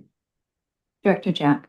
Yeah, I don't necessarily think you have to necessarily get behind the project, but I think getting behind the process means that directors should involve themselves very actively throughout all of the processes and think of it as something where you're trying to create something where you're getting to either maybe yes or to a point where you're okay if it goes yes or no. And so I think that's the more where I'm coming from is that the process isn't just getting to a point where it's going to be a referendum and then your hands off. I think what you should be doing is thinking about it in terms of what is the question that's being presented to the people and how are they inferring it. And so if we're going, yep, there's going to be a pool, and they don't know that certain directors have participated very meaningfully to make sure that it is within our means or only provides the things that we need, like teaching people to swim and not drown like I would. Those are the kind of things that may change minds if you provide more information in context and in the work that you do. And because we have so few respondents, and because surveys are often, they have some challenges in regards to self-selection as well. So certain types of voters are more likely to participate, and therefore surveys aren't the be all end all of governance. So you have to think about what the demographics of your situations are, the number of people who would have an opinion if they even heard about it. And I think that's why we're a representative democracy rather than a direct democracy, that there's some finagling that goes on in the middle. And as a result of that, representatives have to kind of take the position of, okay, what should the actual answer be? And I just think that overly relying on questionnaires or participation, where the participation is much less than 50% of total amount of electors, is really difficult. So that's why you have an elected representative or a group of them in municipal instances to kind of be a further representation of that, because it's not going to be 100%. So I just think that if there are people who may be on the fence, but they know that, for example, you took a look at this project and started bringing some reality to the process and the design and the arrangements, that might make the difference between a yes or a no vote for an individual who deserves to have full information. And it's the same thing for, like, the work that you do might actually help an elector or voter in Sprout Lake make that same decision. So it just really comes down to, you don't necessarily have to back the project, especially whatever results, because you don't have full control of that. But you need to participate fully in trying to make sure that it fits the values and the realities and the parameters that you set out on behalf of your community. And so it's not, I don't necessarily think that you should get to a point where you must get to yes, but think of the project in a way where if I were to tolerate this, what should it look like? What are the boundaries? And it's not enough to kind of, and what I'm pointing out is that this is the beginning of the real work, because the question of the referendum is going to really matter, but also what it is we're planning to build or not is going to really matter. And it's going to also depend on how it's communicated. But if electors know that your participation and council's for Port Alberni's participation has been fulsome and meaningful, then people will have more trust in the process, and then more people will want to vote, and therefore you have more representation as a result. So it's like, if we do our work here in a good way, hopefully people across the Alberni Valley will see that that's happened and feel more informed as they cast their vote. And that's notwithstanding people who are just opposed to it in principle, and that's fine too. And if you are as well, that's fine too. It's just from a governance perspective, you kind of have to kind of walk that messy middle. And that's kind of what I was trying to get at. So thanks. Did you have a follow-up, Director Boyko? Yes, I did. Thank you, Chair. And thank you for the good notes there, Director Judd. At our town halls, for the past 3 of them, we've had very detailed discussions about the aquatic center, the design, the cost structure, the referendum note, all these kind of things. So we've been addressing this potential service in detail for almost a year now, in quite detail, and gotten some great feedback from the people. But it all comes down to, people want to have their say. They did not have their say properly when the alternate approval was put forward for the airport expansion 7-8 years ago. And now that they're seeing the financial implications of what happened then, they want to make sure that they have a very good referendum of what will take place here. So that being said, if we're going to have this vote and we're going to have 5 areas represented, are they going to be the only areas that get to vote on things moving forward, or is it going to be all the other areas voting together to get these 5 areas to pay for the pool? So the reason I'm asking that is we're always wondering about how we're going to get people forced into paying for things they don't want to, and making sure we don't have that happen. But once we get the referendum done that says, yes, this area wants in, then we can move forward with these kind of decisions. Thank you. We are going to talk about voting and when the service participants will be voting on matters and when it's the entire board, 2 slides from now. Thank you. I just want to remind everybody that the first referendum that went through the multiplex was not approved. So what happened, the committee went back, regrouped, rethought out the process, what they were going to do and how they were going to do it. And the second referendum was approved. So just because something does not get approved the first time, that doesn't mean that you stop the project. You rethink it, you reevaluate it. What can we do to get it approved by the community? And really, I can't imagine our community right now without the multiplex. It really is a core of everything that we do here. And it's not just hockey that goes on there. There's trade shows, there's concerts, that's where they hold graduation. So it involves everyone in the community. It really is a gathering place. And I hope that if we do get a new aquatic facility, that would be a gathering place as well. So any other questions or comments before I ask for the vote? Okay, Director Boyko has asked for a recorded vote, so I ask you to, if you raise your hand, to please keep your hand raised because I have to call out the names so Heather can record them. All in favor of the motion? Director Jack, Director Sparrow, Director Corsi, Director Haggard, Director Roth, Director Boyko, Director Beckett, and Director Minions, and Director Coots. Any opposed? Motion carried. Thank you very much, everyone. So Terry, go ahead. Thank you. Okay, so the next part we would like to talk about is the definition of the service.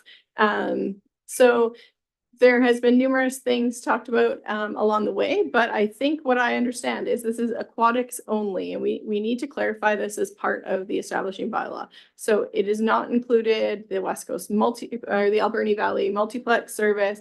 There's no adjacent soccer field or recreation. It is an aquatics facility only, and that would actually be defined in the service establishing bylaw, so it could not be expanded unless it went through an additional electorate approval process at a future date. So it would be limited in what is provided.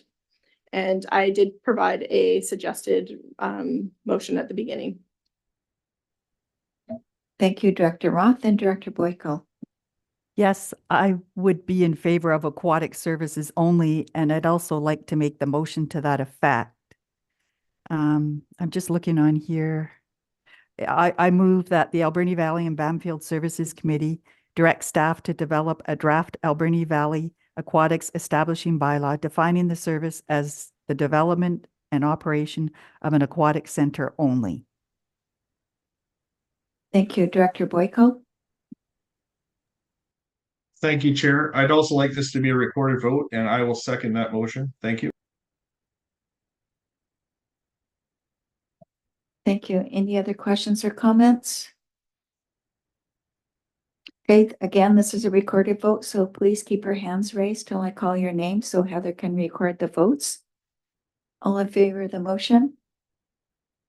Director Jack, Director Sparrow, Director Corsi, Director Haggard, Director Roth, Director Beckett, Director Coots, Director Boyko, is your hand raised? I can't see. Oh, perfect. Thank you, Director Boyko. Any opposed? Oh, Director Minions had her hand raised as well. Any opposed? Motion carried. Thank you. Please go ahead, Terry. Okay. Thank you.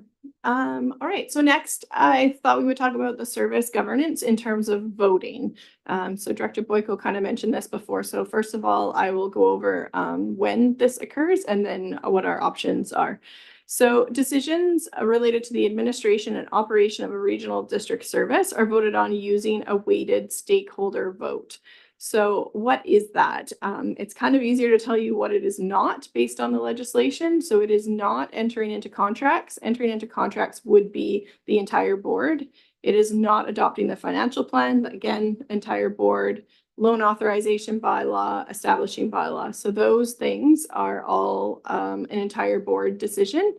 It is on the administration of the service. So like when the operations are going to be open, setting your user rates, what the service actually looks like. That is what we have the ability under the legislation to have as a weighted, what they call a weighted stakeholder vote. So participants only. The default model in the Local Government Act is that it's based on your voting weights. So I just made in the table here the number of directors in this service. So there is 6 directors, 2 from the city of Port Alberni, and then 1 from each of the Alberni Valley electoral areas is the number of directors. The default model in the Local Government Act is weighted. So currently, the city of Port Alberni has 10 votes, with each of their directors having 5 votes apiece. And this is based on population. Our voting unit for the regional district is 2,000. So for every 2,000, you get a vote. If you go over the 2,000 mark, you get an additional vote.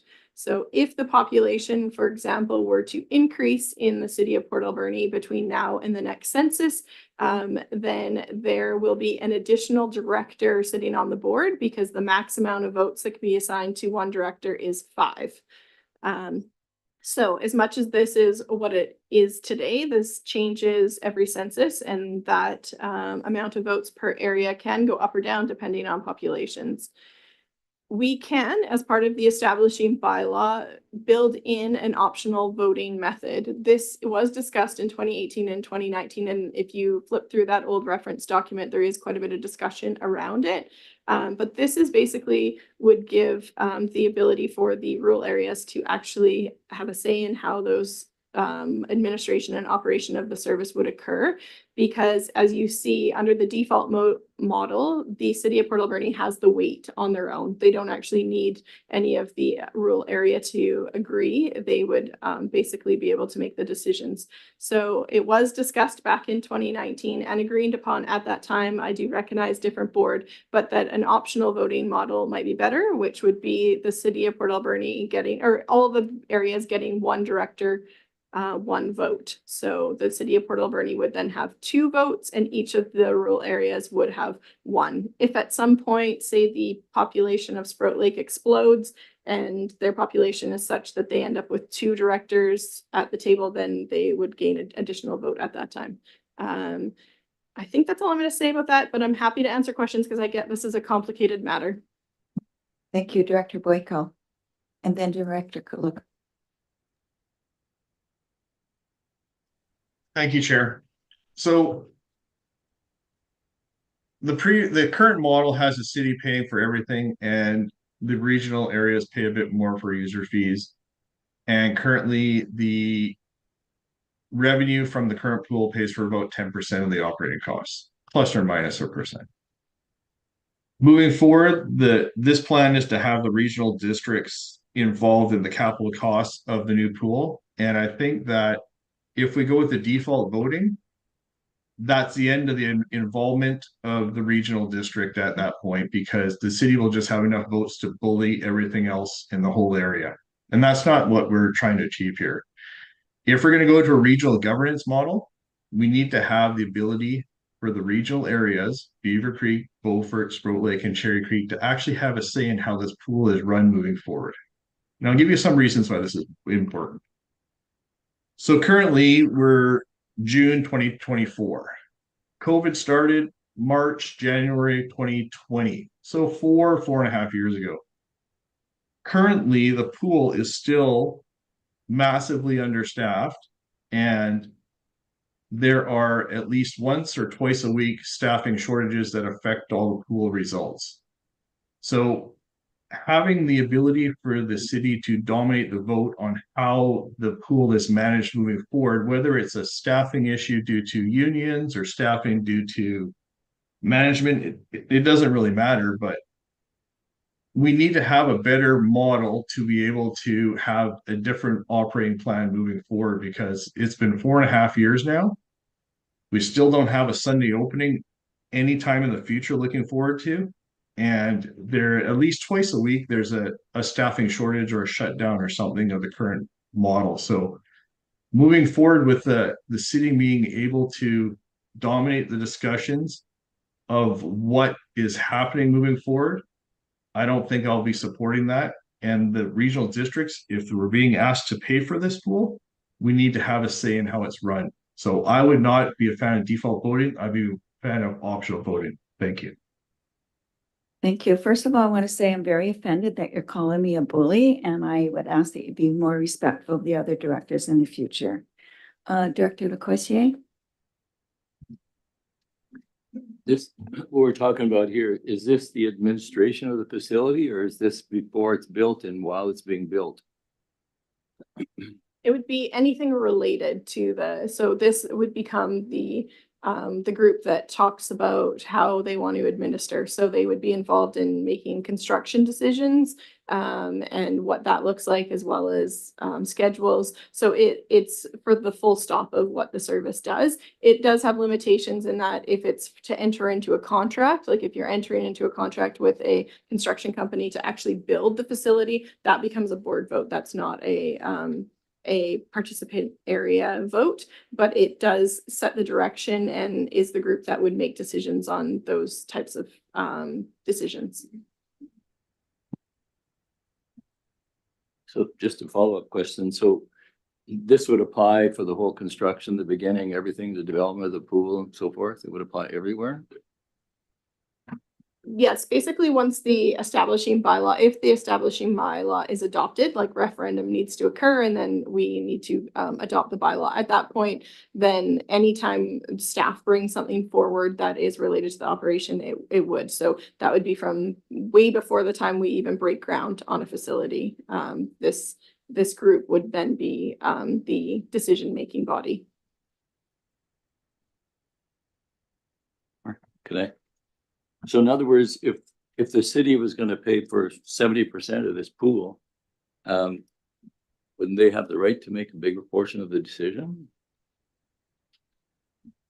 We could wait to talk about what the voting structure is after we do the apportionment discussion, for sure. That depending on the apportionment model, we may want something different. So we could hold on this discussion, not make a resolution at this time, see if we can make some progress on deciding on an apportionment method, and then circle back to what the governance looks like after that. That could be an option for sure. Okay, thank you. Director Roth and Director Minions. Go ahead, Director Roth. Thank you. I'm in favor of optional voting, and I'd like to have a recorded vote, and I'll make the motion that the Alberni Valley and Bamfield Services Committee direct staff to develop a draft Alberni Valley Aquatics establishing bylaw using an alternative voting model of 1 vote per participating area director.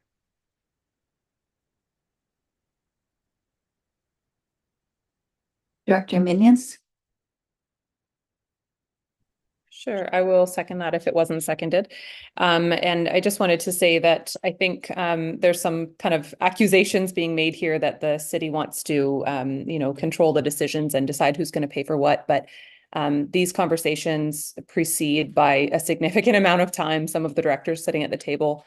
And from the very start of this process, the city has accepted and said that we recognize that even though we will pay the majority of the cost, most likely, that we will not expect to have a majority voting share. So I think some of the comments being made are disrespectful, especially given that there has been a strong openness from the start to accepting that we are not going to have a majority controlling share here. And that's not been our desire. We understand if we're going to ask that this be a regional district service, that every member of the regional district who's contributing to it needs to have a fair ability to control the direction of the service. So thank you. And I'm in full support of the motion. Thank you. We have Director Jack, Director Boyko, then Director Sparrow. Go ahead, Director Jack. Yeah, I think it's just important to note from from a discussion perspective, I think what Director Boyko did when following up and seeking clarification is probably the best route to go. Sometimes we use language that we regret, or could have chosen better in the future. So I don't think Director Boyko was saying that anyone is particularly a bully, but it feels like, and I think that's the conversation that we need to have a conversation around. But I think given what Director Minions has just said, I think that kind of clears the air anyway. But I think if we can just respectfully go through and ask clarification as Director Boyko has in the past, I think that's the way we do it. All right, thanks. Director Boyko, then Director Sparrow. Please go ahead, Director Boyko. Yes, thank you, Chair. I apologize if my comment about bully was taken personally. What I was trying to say is having controlling shares by the default voting method would just provide the ability for the city to control everything moving forward. That being said, moving forward, I would be supporting the optional voting. So thank you very much.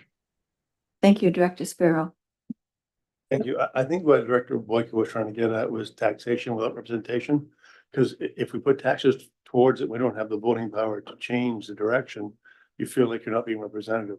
And that's more of what I think we're leaning towards. We want to all have a voice that actually can make a change. And that's the way I think we should be going, but you probably said differently than we should have. Thank you. Any other questions or comments? Director Jack. Just for clarification, this whole process is going to determine whether or not anybody's even involved financially. This is a question of governance. So once we decide to do the project and once it's operational, you'll have budgets and all that kind of thing. It's about how we use those budgets. It's not about whether or not we're going to compel anybody else to pay into it. Is that correct? Because that will be decided already. Yeah, it just, I'm just trying, it is limiting in that the Local Government Act only has certain instances where this stakeholder vote even comes into play, because there's a lot of things like the financial plan bylaw, and even the establishing of the service is an entire board decision, because you have to be mindful of what you're putting on as a regional district and your resources. But it does really give you that ability to make decisions about what this service looks like. And if we don't alter the default model, then just naturally, because of population, they have it. So I think all the discussion here is great. And I think that it does really carry off of what was just talked about in 2019, and this doesn't have to be the only option. I guess that would be the one thing that I point out. This was the other option that was pointed out by the consultant at the time, is the one vote one model. This is not something that I personally have experience of. All of our servicing establishing bylaws to date are based off the default model. So if it is something the directors would like to look at more and see if we can get an opinion about something different than the one director, one vote, we can definitely do that. Yeah, I think that's all. Okay, yeah, just so I think the clarification at that point is just, there's no way to compel someone who's not a part of the service to enter into the service and pay in. There's no way to do that, correct? Not without redoing the whole thing. You're meaning if like Bamfield suddenly decided they wanted in? No. Like if if the board wanted Bamfield to join and pay in. Oh, I see. Yeah. No. Yes, the answer is no. And just from, yeah, so you're okay, Bob. But the other point I was trying to make is that the decisions that will require full board involvement, that's also a safety catch, so that if the board doesn't like what is happening, they can stop things from happening as well, right? So the answer can automatically be no if the board just decides that way. But in order to get to yes, you have to go through those checks. Is that correct? Yes, yeah. Director Lecourcier. Just for my clarity. So this, if we pass this, it would say this is how the governance would work then for this pool. So if we sit at the table with the directors and are making a decision about, let's use Sunday service as an example, and we want to make a decision about whether we want to expand to Sunday service, and you go to vote on it, the votes would be based on this, what we call optional voting on this slide, instead of the default voting, which would basically have, like, the city of Port Alberni would be able to make changes to that on their own, just because of their population in comparison to the other areas. So yes, so it gives the ability for the group to then make those decisions based off of those 6 votes instead of the 16 votes. And that, just to follow up, and that would apply in the future then. Of course, the directors could change a little bit because of the population movement. Other than that, it would not change. Am I correct? It would not change. It would continue to be 1 director, 1 vote. So if a certain area became represented by an additional director because of their population growth, then that director would automatically get a vote in that service establishing bylaw. But you would have to, if you wanted to change it and say go back to a default model, you can't make changes to an establishing bylaw without going through the same process you did to create it. So some form of electorate approval, consent by the directors. I think it's 2/3 consent off the top of my head that would need to agree to changing the voting model. But that's why you set it in the beginning when we go to establish the bylaw by referendum, and then it is set for the duration of the service. Okay, good. Thank you. Thank you. Any other questions or comments? Director Boyka, if you know anybody who has the credentials of a lifeguard, please ask them to send in their application to the city, because we would love to expand our services. It's not something to one person. It's just nobody is applying for those jobs right now. So any final questions or comments? And this is a recorded vote as well, so please keep your hands raised. All in favor of the motion? Director Jack, Director Sparrow, Director Lecourcier, Director Haggard, Director Roth, Director Boyko, Director Beckett, Director Coots, and Director Minions. Anyone not in favor of the motion? Motion carried. Thank you. So it is 12 o'clock, so do we stop or do we keep going forward, or? That's a choice of the committee. We did order some pizza, so it should be arriving in the next 15 minutes if people want to stick around for that. Did we want to keep plugging forward, Director Jack? I'm gonna have to excuse myself to get on the road to Bamfield to prep for another meeting I have to do in Bamfield, but I've really appreciated the discussions that have happened here, so thank you. What is the will of the board? Director Boyko. I think we've had some pretty heavy discussions this morning and lots of good votes and maybe moving forward. We're gonna have to come back to this at some point here, and we got 1, 2, 3 major questions that regard to staffing and lots of good questions like that. So either we stop now or we stop in the next 10 minutes and let people have a break and stretch their legs and everything else. But I'm in favor of stopping now. We can regroup and carry forward with a refreshed energy of everybody. So Terry, when would we call another meeting at the next meeting, or would we call a special meeting? So Heather and I were just discussing that. We don't actually have another AV&B booked until like mid-October, which we feel like is too late. So I think we are going to try to come up with some dates. I did not anticipate us getting through this whole thing. I just thought it was great to have everything out on the table at one time.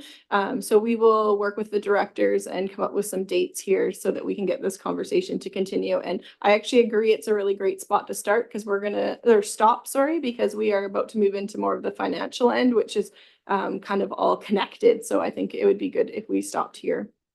Director Jack? Yeah, I was just wondering, just for your benefit and your advice, there may be some committees of the whole meetings that we can forego on Wednesdays as well, so. Director Boyko? Yeah, I agree with that. We should do this faster than October, get this all out because it's all fresh in everybody's minds. But at the same time, the format that we're currently doing of talking about a topic and voting on it, and then talking about a topic and voting on it again, I think is actually quite pleasant. And we can actually get forward and make changes on the fly. So it is working well. Thank you. Thank you, Director Roth.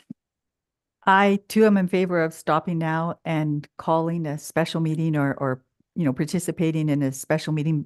But like Director Boyko says, I don't want it to be too far in the future. So thank you. I think there's a consensus here. Okay, so I think what we'll do is we'll work with staff and call a special meeting and move on from there. No reports, no late business. Is there any questions or comments, Heather? Just let me have a look. There's no emails and there's nobody in the gallery. And there's no questions in Zoom. Thank you. Perfect. Can I get a motion to adjourn? Moved by Director Sparrow, second by Director Lacourse. All in favor? Any opposed? Motion carried. Thank you very much, everyone. I appreciate your comments today. Thank you. Thank you. See you guys on the next one. Bye.